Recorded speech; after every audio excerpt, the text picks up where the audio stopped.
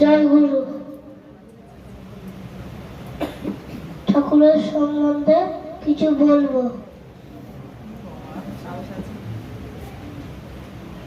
আমি এটা আমার মামার বাড়িতে বোলপুর থেকে এসেছি।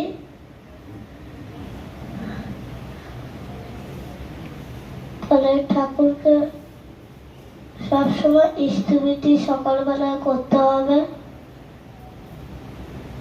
আর মনে রাখো যে সবসময় ঠাকুরকে ভালোবাসতে হয়, কারণ ঠাকুরও আমাদেরকে ভালোবাসে।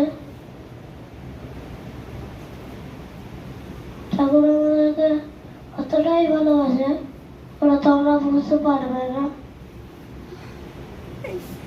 বরং আমরা ঠাকুরকে ভালোবাসলে ঠাকুররাই আকাশ থেকে দেখতে পাবে যে আমাকে কতটা সবাই ভালোবাসে। ঠাকুর সবাই আমাদেরকে দেখতে পাচ্ছে। তাই জয় গুরু, সবাই যেন ভালো থাকে,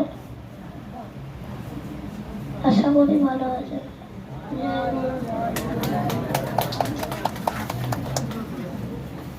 জয় গুরু।